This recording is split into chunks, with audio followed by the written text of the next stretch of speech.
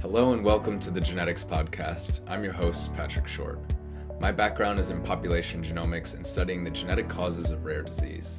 I did my PhD at the Sanger Institute in the University of Cambridge and have been in biotech since 2018 when I started Sonogenetics. Sonogenetics helps academic and industry researchers to run large-scale genetic testing programs that speed up their clinical trials, generate data sets for the next big breakthrough, and give participants the best possible experience taking part in research.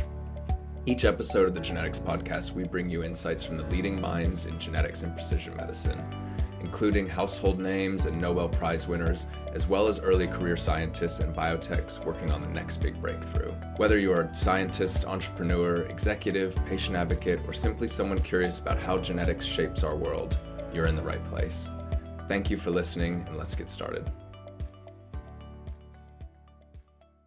Welcome to the Genetics Podcast, everyone. I'm very excited to be here today with Wanda Smith, who's the founder of CureGRN and is an amazing advocate for families affected by the progranulin-related neurodegenerative disease. We're going to talk about frontotemporal dementia today. We're also going to talk about her story, how she got so deeply embedded within this community, and also what the opportunities are now and going into the future. Just before I jump in, Wanda has had an impact across a range of different organizations, the AFTD, Alzheimer's San Diego, the Milken Institute. She, according to a number of people, has just been instrumental to all the progress that's been made in GRN over the last couple decades. And I think it's going to be even more instrumental going forward now that we have 12, 13, maybe more different therapies that are in development and a lot of promise for families like yours. So Wanda, thank you so much for joining us.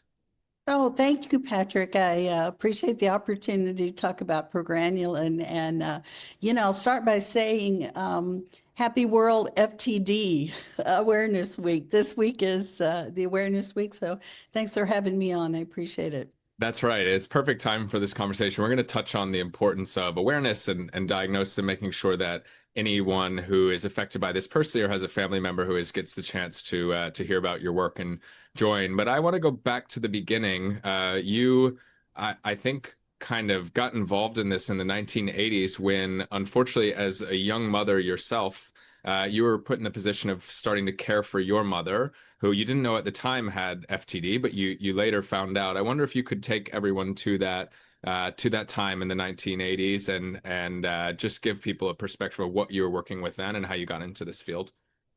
Thank you. I was 28 at the time. My mom was 52, and we started to notice behaviors, changes, and she was working full time. And so we took her to a neurologist, and he yawned and checked her eyes, nose, and ears and said, it's Alzheimer's. Have a nice life. And we're like, what?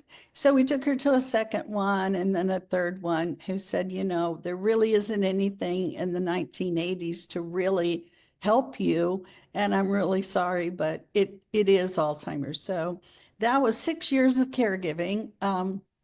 During that time, there really wasn't much attention given to Alzheimer's. So in 1986, Life magazine came to they came in and lived with us for about 2 weeks. Oh, wow.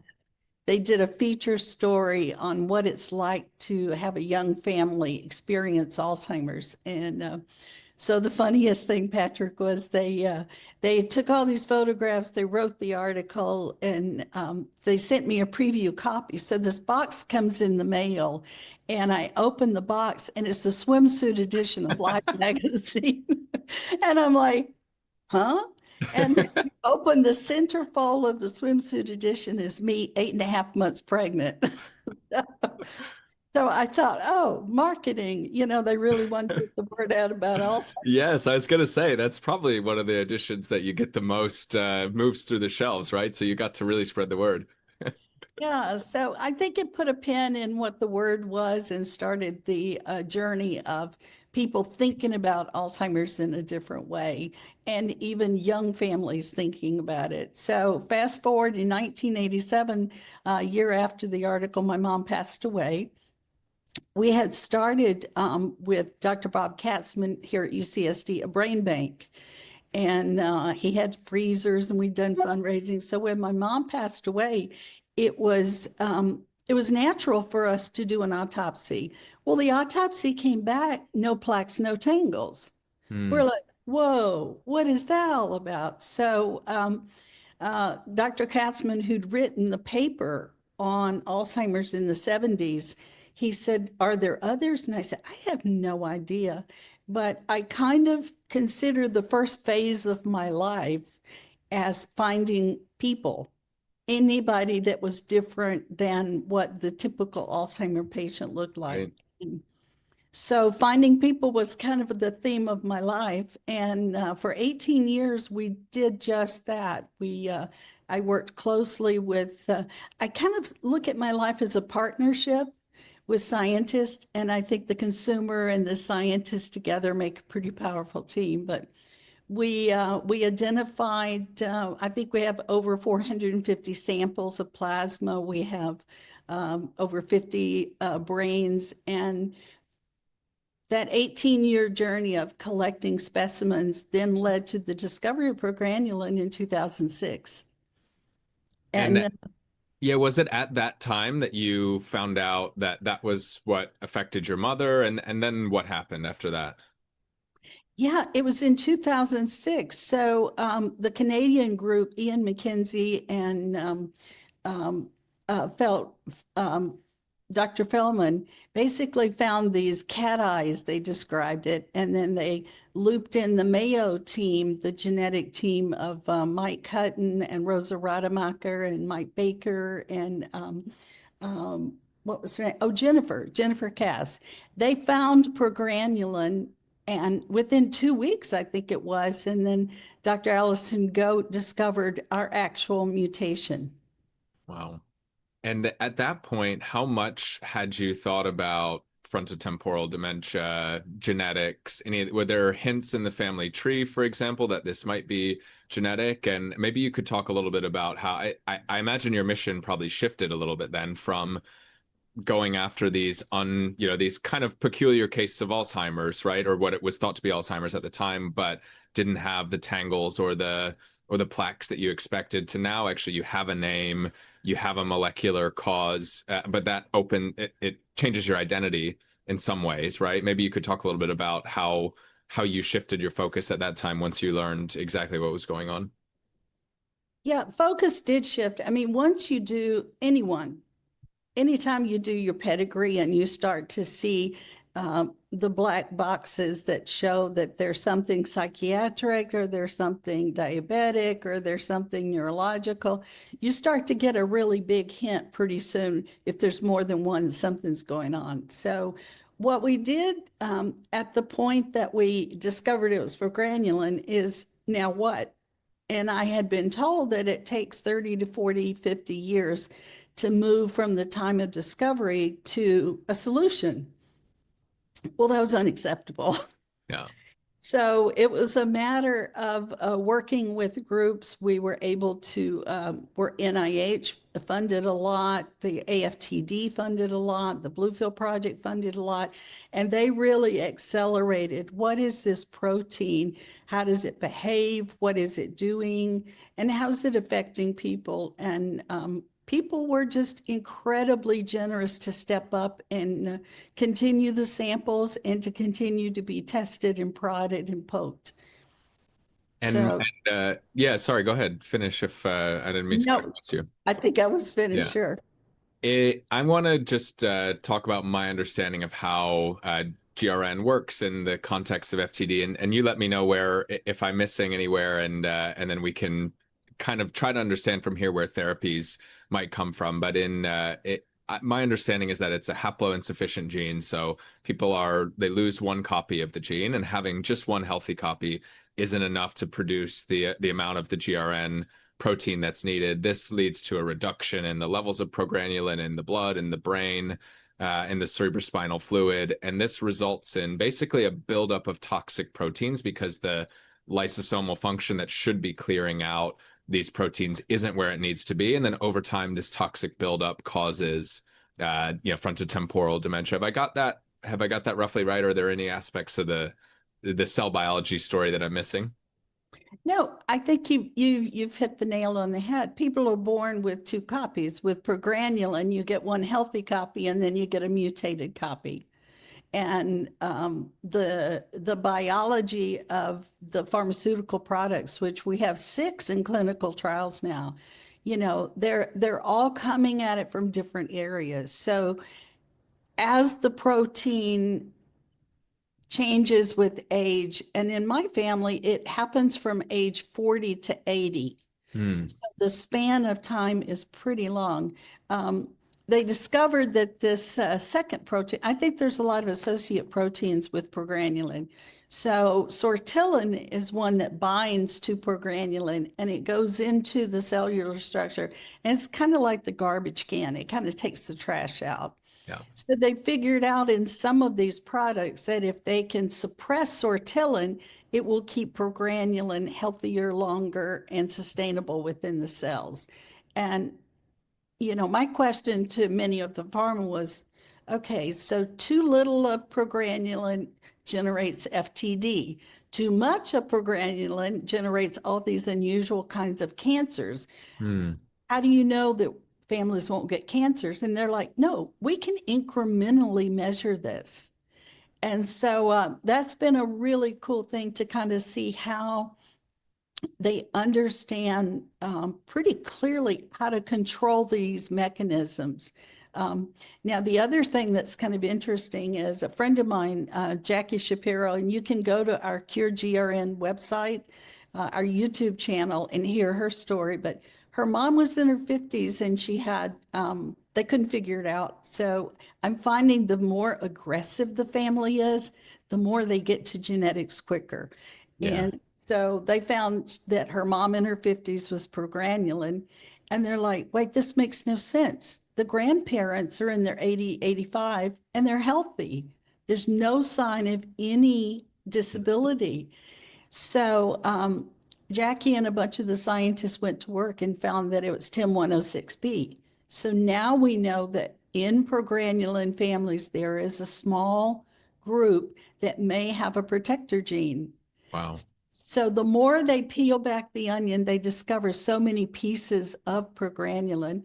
And now there's some real good science that progranulin may be a driver in Alzheimer's, Parkinson's, and now Lewy bodies. So I kind of think it's king. What can I say? Wow. So in all those other conditions, is it that if you lose a whole copy, you're more likely to end up down the FTD path, but Alzheimer's, Parkinson's, Lewy body, it's an incremental risk factor, for example, where it might just be a change in expression of the gene, or maybe people that have one of these modifier variants, like the one that you mentioned. Is that the emerging story? I don't know the detail of the emerging story, but I do know that they see that a deficiency in the level of progranulin may be an indicator in other Yeah. diseases. And what that level of deficiency is, I don't think they've actually figured out. They're just seeing it across the neurodegenerative spectrum. So I have real hopes that these clinical trials, I mean, we've got small molecule clinical trial pharmaceutical companies, we've got large molecule, we've got 3 in the AAV specter, which is kind of an implantation of the progranulin directly into the brain, either in the back cavity of the brain or in the thalamus directly. So, and those are all, I think the first one reads out the fourth quarter of this year. So that will be the first one Wow. that actually, gives us something to hang our hat on. But I want them all to be successful, whether it's the infusion method or pill method or the what we call the one and dones. Yes. Yeah, or You know, the gene transplant. I hear some people talk about gene therapies that way, and it's a nice analogy, right? Because you can go in, like you said, and deliver a additional copy of the gene to the specific cells or the brain, and hopefully have an effect that completely restores function of the gene or comes close to it, right? yeah, and I think it proves a couple of things. Families are willing to take risk, high risk. I think it also is beginning to show us that we need these interventions earlier So we've got to lean into some of the other ecosystems of how we get a diagnosis, how soon can we get a diagnosis, and kind of a bigger role that genetics and genetic counseling and genetic testing has got to play in family health. This kind of the current sequence is that, oh, you have all this other stuff done. And then, oh, maybe if you can convince somebody to get a genetic test, then that kind of comes at the end. But I think we need to flip the script and get that genetic piece in much sooner.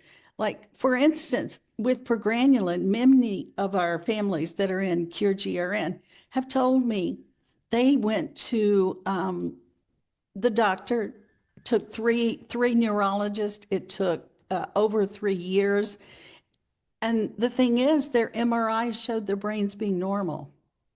Yet the behaviors, the language, the motor challenges were all there. A simple spit test could have taken, blood test or spit test, either one, could have made a huge difference in the journey that family had, the pain and agony of not knowing. Yeah. It just doesn't make sense that in our day and age, with so much being discovered in the lab, that we don't know. Do you, when you talk to health authorities or insurers or pharmaceutical companies, what do you hear about why this diagnostic odyssey and lack of genetic testing happens? Is there something structural that's in the way, or is it more there isn't somebody to pay for it right now? It's slow. What is it that you hear from people in the industry?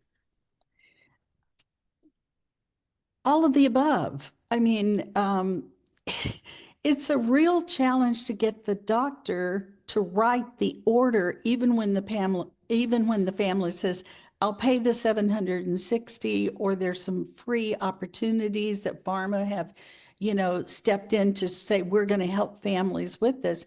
Even to get the doctor to write the order is a real challenge. And most of them, I think, are well-meaning. I think there is a cultural thing that concern that they may not know that there's opportunities for treatments that are this Right. close to being out there. I know I spoke at the a hub meeting last year. I'm part of a group called Cures Collective, which I think is going to be a game changer. It's about 50, 60 neurological conditions altogether. And we spoke at the neurological conference, and I didn't see anything on genetics. Yeah. So I think changing that will help, just getting a neurologist to feel comfortable that there are opportunities.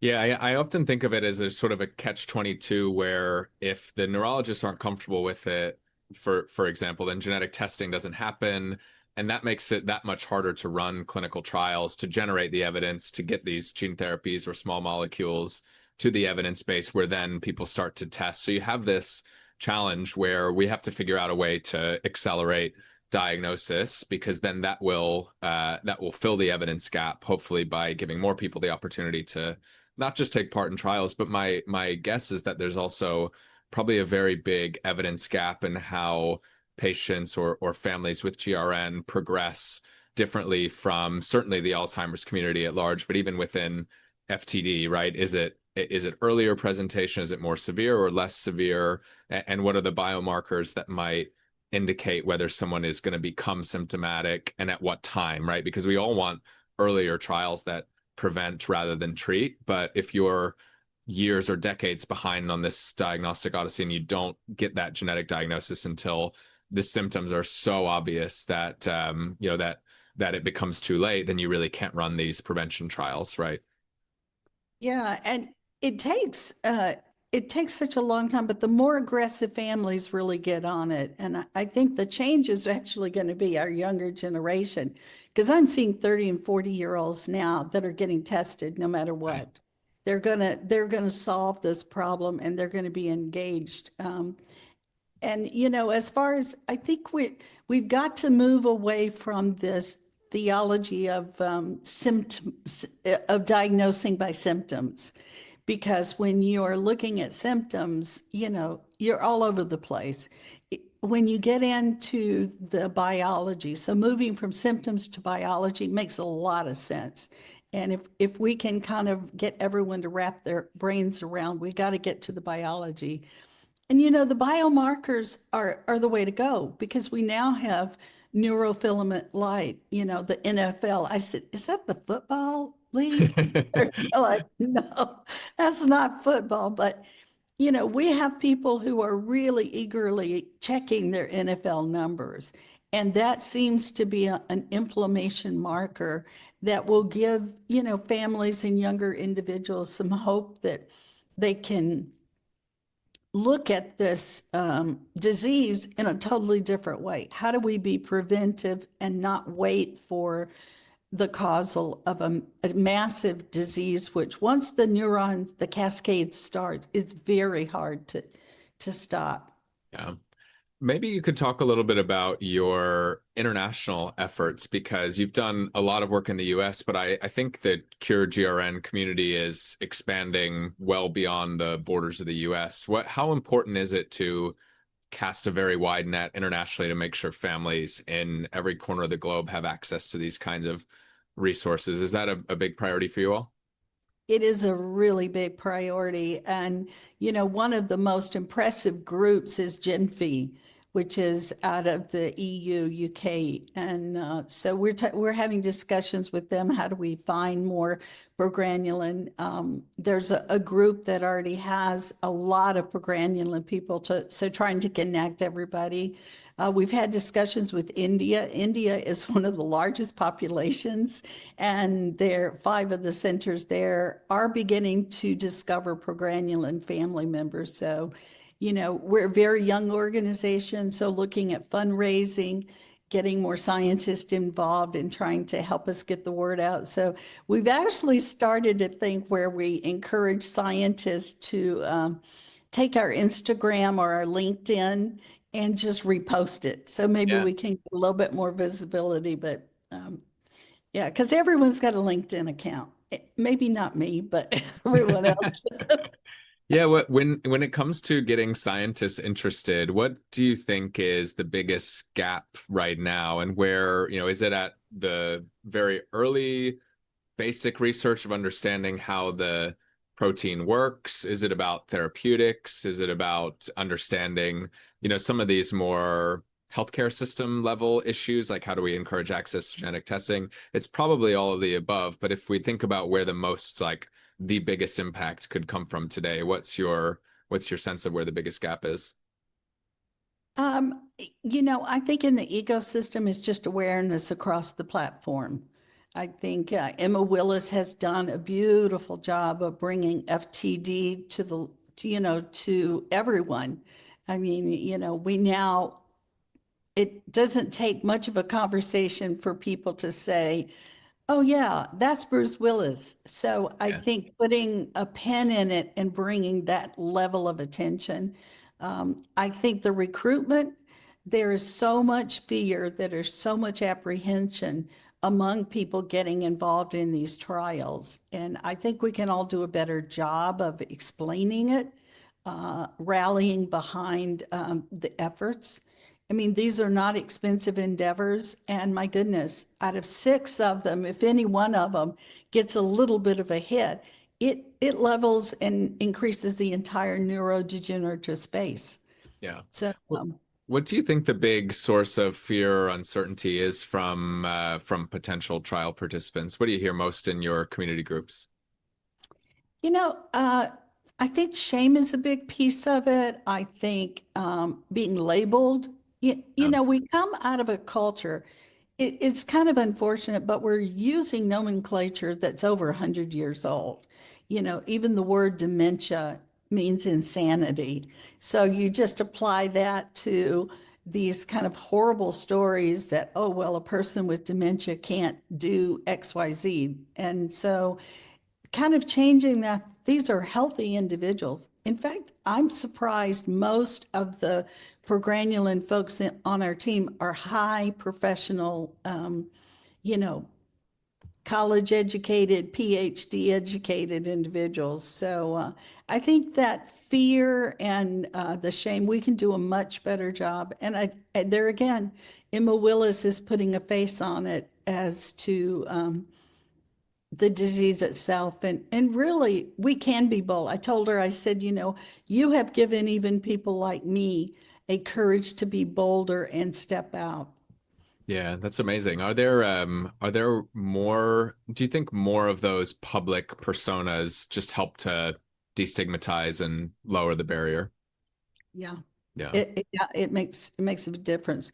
We have many in our CureGRN. Some will talk about it and are willing to be videoed and public, and others aren't because they're concerned about loss of job, loss of income, loss of insurance, Yeah. the loss of long-term care. So I think fixing some of those areas and giving people a sense of comfort that genetics is not a bad thing. We're born with it. We just don't know it. Yeah. So what's the problem in knowing your health? I mean, that's a good thing.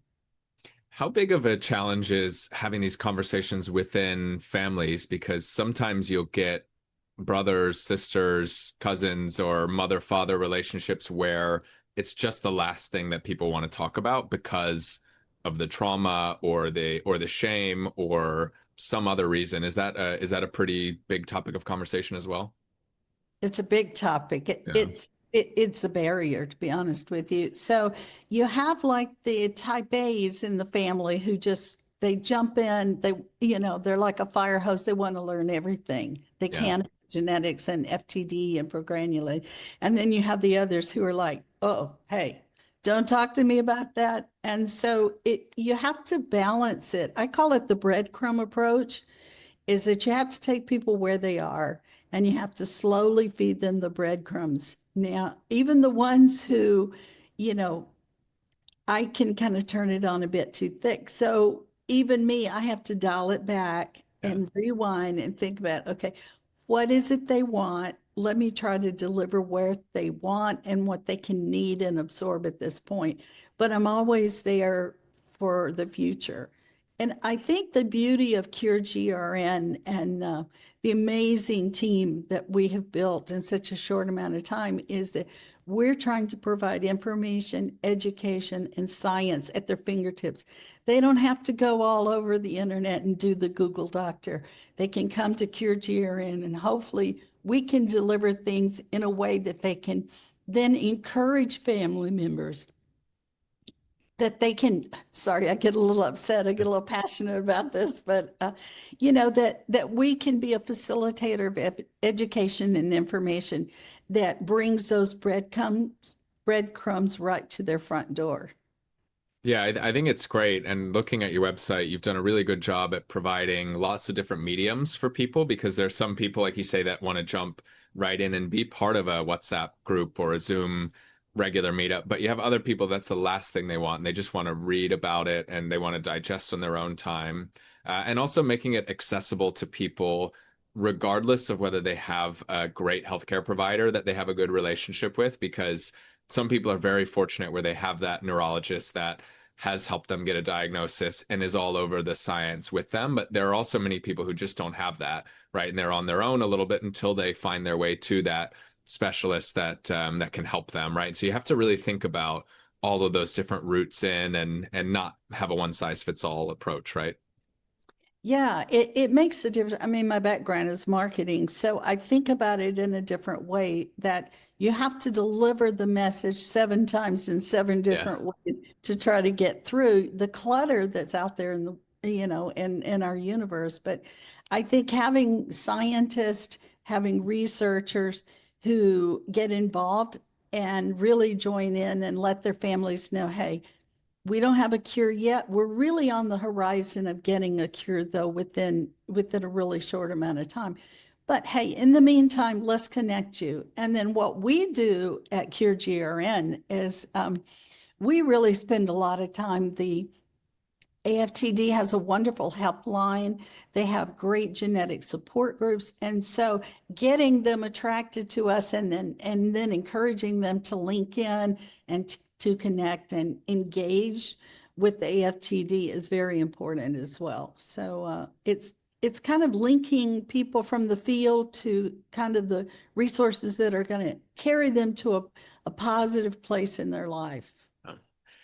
If we look at what the next 5 or 10 years may hold, let's assume that one of these 6 or 7 programs that are in clinical trials right now, or one of the 6 or 7 that are in early development and haven't quite transitioned to trials yet. If one of those is successful, what does the future look like, and what becomes the most important thing after that? If we're able to treat, some group of patients, what do you want to see happen after that? Oh, game on. I mean, if we can actually get this disease slowed, slow it down, begin to look at how do we put the brakes on it, then I think we have to change our funding, our insurance system. We have to change our delivery of care. We have to turn genetics to be kind of the front part of the care continuum instead of the back end of it. Yeah. But I think it changes a lot.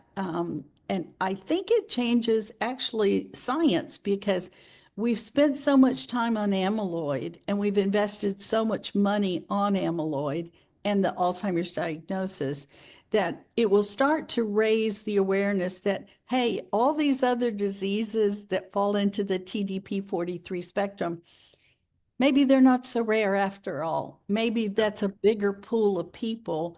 We just haven't actually identified them. So I'm hoping, and it certainly is the third theme of my life, is how do we get from, these small discoveries, the small increment of success, to getting everyone to know what they have. Yeah. When it comes to genetic diagnostics, for example, are there countries or states or places that you think are really forward looking on this that maybe the rest of the world can learn from? Or is everyone struggling? I think we've got a lot of work to do in that area. In Yeah. fact, some of the countries, they don't even agree with it. So we really do have a lot of work to do, state by state and country by country. But I honestly think the dominoes will fall if we can put a strategy together and work together. Yeah. I mean, with that in mind, people can go to curegrn.org, and if they want to help with this, I think you've got a way to donate. That's right in the top right corner. And also, like you said at the beginning, if people are, they themselves or have family members that might be affected by this, then you make it really easy to join, learn how it might impact you, and just get started. I love your message about trying to get to people in 7 different ways across 7 different mediums, because sometimes it doesn't stick the first time, right? You hear about this and you think maybe it's not for you right now, or you're not actually sure. You have that family member that has unexplained dementia, and you're not sure what the right next step to take. So it can't hurt to get online, get a little bit curious, and join a community if it makes sense to help you or help your family members. Yeah, and it may not be progranulin. It may be MAPT. It could be VCP, and there are organizations for those genes. The AFTD has a great resource site for genetics. So families, even if they're listening to this and they're not progranulin, they can go to the AFTD website, the genetics section, and learn a lot more about all of the genes involved. I think the genes are going to make, I understand sporadic, Yeah. but I was told by Dr. Michael Ward that it's possible that at the end of the day, the sporadics may be genetics. We just don't know it yet. Yeah, it seems to be the case in a lot of diseases. That I think that my current research on GRN is that it's about 5% of sporadic cases, maybe up to 10%, that have the monogenic form, and it may be 20 to 25% of cases with a known family history. But that doesn't take into account polygenic background, other, complex genetics that over time may actually account for far more of the sporadic cases. It's hard to know until we have the comprehensive research and big data sets and really look for it, right? So I think we should think of this as an absolute minimum today, but almost certainly it's going to go higher over time. Yeah, and I do. I look at it as a minimum, no question about it, because there haven't been large epidemiological studies to really pin this. And if you have the majority of your population isn't getting genetic tested, how could you know? Yeah, yeah, that's right. One thing I wanted to ask you about actually is people who are younger family members who may be years or decades out from ever expecting symptoms. If they, and to your point, they may never come, right? How do you think about that group? I think your curegrn.org has resources available for them, but it's a really different population, right? How do you think about is it open to people regardless of whether they have symptoms or not? And how do you think about that journey? Yes, it's open to everyone. And the journey is different. I mean, they're looking at family planning issues. They're looking at, 10 to 20 years of this disease. When will it strike? When will it not? So I consider that whole group, they're inspiring me every single day. They're loud. They want this done. They're actually very engaged individuals. And they're just not going to say, they're not going to listen to people when they say no. The barriers, they're going to knock them down one by one. So I see the younger individuals as being really a loud voice in all of this discussion. And you'll see a lot more visibility in the younger population than the older population, which I think is wonderful. Their message is stronger. They've got, I mean, some of our folks have like infants, 3-year-old, and they're trying to juggle this disease of caring for a parent. Now they've got the young one, and now they know that they are positive. It's a really heavy journey for people, but I think they're in it to win it. Yeah, I absolutely agree. We've had a number of guests over the years on this podcast talking about the journey of gene carriers in ALS. And we didn't spend too much time on this today, but obviously FTD and ALS share the C9orf72 gene as a common genetic cause. But to the point you made earlier, these are part of the larger TDP43 family, and there are almost certainly links between what we're talking about today and ALS in fundamental ways that we haven't fully understood yet. But even looking beyond the genetics, we have a growing group of neurodegenerative neurological conditions where you've got, because of the rise of genetic testing, many more people who know their status years or decades in advance. And I just think it's really important for us as a field to wrap our head around how we do early disease detection and prevention and push these clinical trials, obviously safely and responsibly, but earlier through the use of, whether it's blood-based progranulin levels or NFL neurofilament light, like you mentioned earlier, ways to couple the genetics with some other more continuous readout of are we actually getting close to symptoms or starting to see symptoms come on? Because I think the earlier that we can treat safely, the better in all of these cases, right? Yeah, and absolutely. I think the earlier we treat them, and we need to kind of look at this ecosystem that we have this population, they're there, they're going to be loud. So how do we look at care management for them over 20 years before disease onset? We're being told now, well, no doctor's going to check me. Oh, so research can't be the only option for young adults who actually know their genetic status. So how do we put kind of a care plan or care management to keep them in research, but also to really monitor their health for the future? Yeah, that's right. Well, Wanda, thank you so much, not just for joining us today, but for all the work that you've done over decades for this community. Thank you on behalf of everybody now and in the future who will be affected and hopefully someday cured by all the work that's being done in this field, thanks to you and many others. Thank you, Patrick. It's so delight to be on with you, and thanks for making it so easy to share something so important to me and to many others. Absolutely. And perfect timing with the awareness week that we're announcing this episode, releasing this episode in conjunction with. So thank you, Wanda. And as always, thank you everyone for joining us, and we'll see you next time. Thanks, as always, for tuning into the Genetics Podcast. If you enjoyed today's conversation, the best way you can support the show is by sharing it with a friend or colleague who might find it interesting as well. We'd also really appreciate if you could subscribe, rate, and review us on Apple Podcasts, Spotify, or wherever you listen to podcasts. This helps other people discover the show when they're searching for content on genetics, precision medicine, or biotech.